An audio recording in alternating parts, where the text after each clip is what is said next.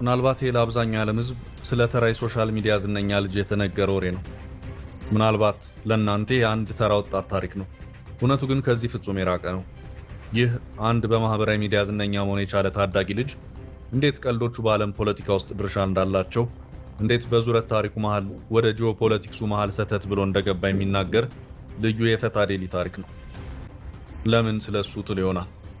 ልብ በሉ፣ ይህ ግለሰብ ወደ ቻይና በሄደ ጊዜ የቻይና ብሔራዊ ቴሌቪዥኖች ስለሱ ይዘግቡ ነበር። በአደባባይም ሲያመሰግኑት ታይተዋል። ስፒድ ዳዝ አፍሪካ ኢትዮጵያን ያካተተው የዝነኛ የዓለማችን ስትሪመር ጉብኝት ምን ይዟል? አብራችሁን ቆዩ። አንድ ዓመት ገደማ ወደ ኋላ እንመለስ። ታሪካችንን ከአልቤኒያን ጀምረው። ይህ ታዳጊ ዩቲዩበር እንደለመደው ላይቭ እየተቀረጸ ከሀገር ሀገር ሲዞር አልባንያ የምትባል ቆንጆ ሀገር ደረሰ። እዛም ሳለ የሀገሪቱን ጠቅላይ ሚኒስትር ማግኘት እንደሚችል ተነገረው። በወጣቱ ስትሪመር ታሪክ የሀገር መሪ ሲያገኝ የመጀመሪያ ነበር። የሚያገኘው ሰው ደግሞ ተራ የሀገር መሪ አይደለም። አወዛጋቢው፣ ሰዓሊው፣ ደራሲው፣ በእርጋታና የድፍረት ንግግሩ የሚታወቀው የአልቤኒያውን ኤዲ ራማ ነው። ኤዲ ራማና የሾስፒድ ፍጹም የተራራቀ ባህሪና ተፈጥሮ ያላቸው ግለሰቦች ናቸው። ሁለቱን በአንድ ክፍል ውስጥ ተቀምጦ ማሰብ ፍጹም አስቂኝና አስገራሚ ነው። ኤዲ ራማ የተረጋጋ፣ ድምፁ ለስለስ ያለ፣ ረጅምና ግርማ ሞገስ የተሞላ፣ እድሜው ከፍ ያለ የሀገር መሪ ሲሆን፣ ስፒድ ፈጣን፣ መረጋጋት የማይታይበት፣ እንደ ውሻ በመጮህ ዝነኛ የሆነ ጥቁር አሜሪካዊ የ20 ዓመት ወጣት ነው። አይሾስፒድ ተፈቅዶለት ወደ ኤዲ ራማ ቢሮ ሲገባ ጠቅላዩን ሰላም ያለው እንደ አንድ የሀገር መሪ ፖለቲከኛ ሳይሆን መንደር እንደሚያውቁ የድሮ ጓደኛው ዋትስአፕ ማይ ቦይ ሲል ነበር። አስቡት፣ የሆነው እኛ መንደር ቢሆን። Rama, my boy, what's up, man? Give me a hug. Oh, let's go, baby. በንግግራቸው መሃል በመንገድ ላይ የሚያገኛቸው አድናቂዎቹ ላይ እንደሚያደርገው ሲጮህና ሲዘል ይታያል። የአልቤኒያው ጠቅላይ ሚኒስትር ግን በዚህ ሳይረበሽ አክብሮና እየሳቀ ቢሮውን ሲያስጎበኘው ይታያል። ታዲያ ይህ ሁሉ ለምን? የብዙዎች ጥያቄ ነው። ስፒድ ለእኛ በጩኸቱ የምናውቀው ዩቲዩበር ነው። ለራማ ግን በነፃ የተገኘ የቱሪዝም ማስታወቂያ ነው። ከዚህ አጋጣሚ በኋላ የአልቤኒያ ቱሪስት ቁጥር በእጥፍ ይጨምራል። ስፒድም በነፃ አልቤኒያን ለዓለም ያስተዋውቃል። ይህ በእርግጥም በነፃ የተገኘ $1 ሚሊዮን ስራ ነው። ኤዲ ራማ ከምዕራቡ ዓለም ጋር እምብዛም ወዳጅነት የሌለው አሜሪካን ፒውር ኢቭል ሲል በአደባባይ የጠራ መሪ ነው። ወዳጅነቱ በይበልጥ እንደ ቱርክ ካሉ ወግ አጥባቂ ሀገራትና መሪዎች ጋር ነው። ከጣይብ ኤርዶጋን ጋር በጣም የቀረበ ወዳጅነት አላቸው። የኤርዶጋን ልጆች ሲዳሩ አጃቢ ሆነው ከሚገኙ የሀገር መሪዎች መሃል ኤዲ ራማ ቀዳሚው ነው። አልባንያ ከምዕራቡ ዓለም ጋር ባላት መቃቃር ምክንያት ከአይን ከራቁ አሊያ በሚገባት ልክ በሚዲያዎች ላይ ካልተዋወቁ ሀገራት መሃል አንዷ ነች። ስፒድ ታዲያ በፖለቲካው መሃል ገብቶ ቀዳዳዋን ደፍኖላታል። ስፒድ እና የዓለም ፖለቲካ እንዲህ ይገናኛሉ። ስፒድ እና አፍሪካ ምን ናቸው?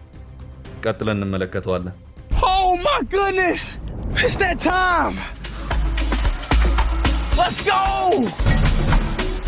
አንሴስተሮቹ ከአፍሪካ እንደሆኑ ደጋግሞ ይናገራል። ደሜ ውስጥ አፍሪካዊ ደም አለ ሲል ይደመጣል። ስፒድ ዳዝ አፍሪካ በፈረንጆች 2025 ማብቂያና 2026 ዋዜማ የታወጀ የአይሾስፒድ የአፍሪካ ቱር ነው። ይህን ጉዞ ከዚህ ቀደም ከነበሩ ጉዞዎች በብዙ ምክንያት ይለያል። የመጀመሪያው ስፒድ ለአፍሪካ ጉዞ ያደረገው ዝግጅት የተለየ መሆኑ ነው። ስፒድ ከዚህ ቀደም የቀጥታ ስርጭቱ ሲጀመር ተመልካቾች የሚያውቁት ሀገራቸው ሄዶ ሲሆን፣ በዚህ ጉዞ ግን ወደ አፍሪካ ሊሄድ ነው የሚል ማስታወቂያ ሰርቶ ትልቅ ዝግጅት አድርጎና ቡድኑን በተለየ መንገድ አዘጋጅቶ ጉዞውን መጀመሩ የተለየ ያደርገዋል። በ28 ቀናት 20 የአፍሪካ ሀገራትን ለመዞር ያሰበው ስፒድ እስካሁን ደቡብ አፍሪካ፣ አንጎላ፣ ስዋቲኒ፣ ቦትስዋና፣ ሞዛምቢክ እና ዚምባብዌ ሄዷል። ከቀጣይ መዳረሻዎች ውስጥም ኢትዮጵያ አንዷ እንደሆነች ይታመናል።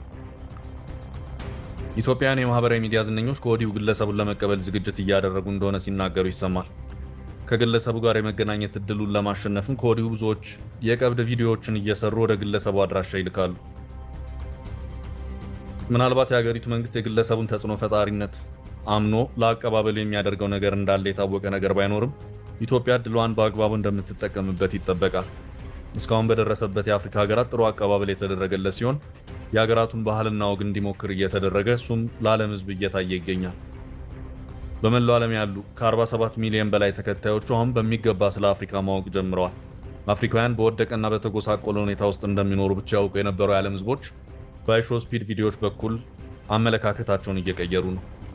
በእርስ በርስ ጦርነት የጠፋ ስሟን ለማደስ $40 ሚሊዮን ለእንግሊዝ ፕሪሚየር ሊጉ ክለብ አርሰናል የምትከፍለው ሩዋንዳ በስፒድ ከሚጎበኙ ሀገራት መሃል አንዷ ነች። ይህ ድል ለቱሪዝምና ስሟን ለማደስ የምታወጣውን እጅግ የበዛ ወጪ የሚያግዝ አጋጣሚ ሆኖላታል። ኢትዮጵያም እንዲሁ በዓለም እንዲሰማ የምትፈልገው ድምጿን በዚህ ግለሰብ አማካይነት ማስተጋባት ትችላለች። 5 እውነታዎች ስለ አይሾ ስፒድ። ዳረን ጄሰን ዋትኪንስ ጁኒየር ሙሉ ስሙ ነው። ዝናው የናኘው በዩቲዩብ እና ትዊች በሚሰኝ የአሜሪካ የቀጥታ ስርጭት መተግበሪያ ላይ ነው። የዓለማችን ቁጥር 1 ስትሪመር አሊያ የቀጥታ ስርጭት አድራጊ ነው። ዓለም የሚያውቀው ግን አይሾ ስፒድ ወይም በአጭሩ ስፒድ በሚል የዝና ስሙ ነው። ስፒድ ደዝ አፍሪካ በሚለው የጉብኝት ጉዞ ምክንያት በአፍሪካ ልዩ ትኩረት አግኝቷል።